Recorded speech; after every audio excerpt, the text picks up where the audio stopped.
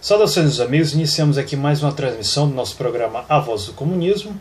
O programa de hoje é uma resposta a um indivíduo que, por sua falta de coragem, sobretudo de hombridade, posta aqui no nosso canal, através de vários fakes, comentários ofensivos e absolutamente mentirosos que, evidentemente, pela sua natureza mitômana, não são publicados. Por quê? Porque o nosso canal é um canal sério. Isso aqui não é parque de diversão para esquizofrênicos e nem para imbecis. A única coisa que esse indivíduo consegue comprovar com a sua postagem, e quanto a isso nós somos até gratos, é a teoria de que pessoas de extrema direita, pessoas reacionárias, tendem a ser menos inteligentes. O indivíduo em questão aqui é um certo Russell Kirk, que a propósito posta não apenas com esse fake.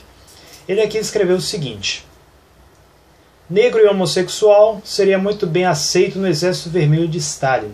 Isso ele diz se referindo a mim. Iria tomar tanta porrada que voltaria de lá católico conservador de extrema direita. KKK. Até hoje a Rússia mantém como herança da época stalinista agências de controle e combate ao homossexualismo. Primeiramente, sou homem e muito macho. Gosto de mulher e muito, por sinal. E várias camaradas minhas, em especial uma delas, dentre outras mulheres com as mais diferentes tendências políticas, podem confirmar isso.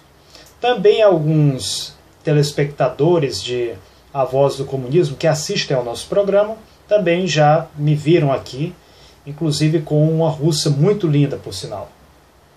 Eu até fiquei surpreso ter encontrado em uma farmácia aqui, por acaso, um dos nossos telespectadores. Pois bem, vamos aqui acabar com esse mito, né, essa mentira, essa patifaria de que Stalin era racista ou contra negros. Só existe um tipo de indivíduo que pode dizer que Stalin era racista. Ou melhor, dois tipos. São os sem-vergonhas e os cretinos. Os sem-vergonhas e os cretinos. Por que eu digo isso? Porque na época de Stalin, na mesma época em que no Ocidente era promovida a eugenia, né, a ideia de pureza racial, de que os brancos eram a raça superior, isso era promovido não só na Alemanha nazista, como também no Reino Unido, na França, em vários países da Europa Ocidental, nos Estados Unidos. Nessa mesma época, a União Soviética criou a primeira Constituição a condenar o racismo. A Constituição Soviética de 1936, criada na época de Stalin, criada por Stalin, ele foi um dos elaboradores dessa Constituição. Isso está escrito em seu artigo 123. Para quem não lembrar, basta lembrar da sequência 1, 2, 3. Baixem a Constituição Soviética de 1936 e vocês irão encontrar uma rejeição categórica do racismo.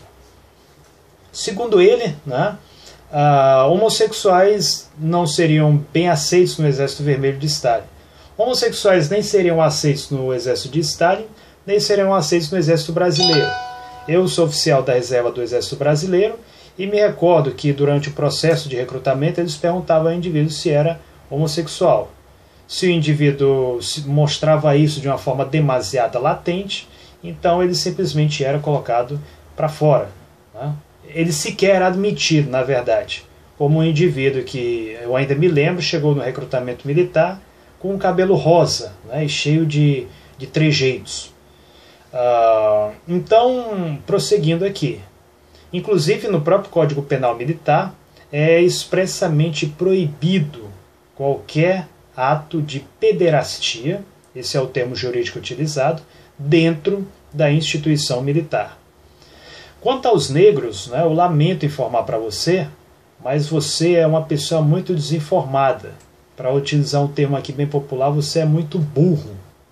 Porque no Exército Vermelho não apenas, né, teve oficiais negros, como alguns deles se tornaram inclusive muito famosos no país. Um bom exemplo que eu posso citar aqui é o caso do Claude McKay. Acredito que está visível aqui. Claude McKay tornou-se um aviador da Força Aérea Vermelha. Isso em meados dos anos 20. Ele conta a propósito em suas obras como ele visitou vários países da Europa, onde ele viu uma intensa propaganda dirigida às pessoas de cor, ao mesmo tempo que na União Soviética ele foi recebido como uma estrela e passou a viver muito bem no país, onde ele morou até o final de sua vida, tornou-se oficial da Força Aérea Vermelha, piloto da aviação. Ainda em 1923 nós temos o filme Krasnaya Diavolята. Krasnaya Diavolята, né, Diabos Vermelhos, é um filme de 1923 sobre heróis da Guerra Civil Russa, dentre os quais ele traz, inclusive, um negro, como vocês podem ver aqui. Na Guerra Civil Russa, no Exército Vermelho serviram negros. Verdade que em pequena quantidade. Afinal de contas, a Rússia não foi um dos países europeus que participou do tráfico de escravos africanos. Por isso é normal que na Rússia, né, seja muito raro você ter um negro. Normalmente você vai ver mais em grandes cidades como Moscou, são geralmente estudantes de outros países, ou tem também os chamados negros da Abcásia, que é uma comunidade negra no Cáucaso, formada por negros que falam russo. Eles sequer se consideram negros. Por quê? Porque a cultura deles não tem nada a ver com a dos africanos. Eles já estão há mais de 400 anos estabelecidos na Rússia. A União Soviética teve, a propósito, seu primeiro presidente negro, muitos anos antes dos Estados Unidos. O presidente do Soviético de Moscou, Robert Robinson. Temos aqui uma foto dele. Engenheiro jamaicano, eleito ao cargo de presidente do Soviético de Moscou, na época de Stalin. Tivemos nomes como Lloyd Patterson, que apareceu no filme Tsirk, ainda como bebê, e tornou-se oficial da Marinha Vermelha. Temos aqui a foto, ele com os seus camaradas russos, soviéticos. E é interessante enfatizar que isso tudo aconteceu numa época em que nos Estados Unidos era proibido um negro servir na Marinha ou na Força Aérea. Então eu não sei de onde é que vocês, olavetes, vocês tietes de Olavo de Carvalho, tiraram essa asneira de que Stalin era racista. E isso, a propósito, continua na Rússia hoje ainda. Esse aqui é o miliciano Benes Ayo Benes, militante do Partido Nacional Bolchevique, de Limonov. Esse aqui é um tenente, dá para perceber aqui, ele tem uma estrela apenas na platina. É um tenente do exército russo, negro, como vocês podem ver. Olha só como os russos odeiam negros, né? Nós temos aqui outro exemplo. Não dá para perceber muito bem aqui o posto deles, porque a foto está um pouco ruim, mas aparentemente um deles é tenente também, né? São paraquedistas aqui, quer dizer, uma tropa de elite das Forças Armadas Russas.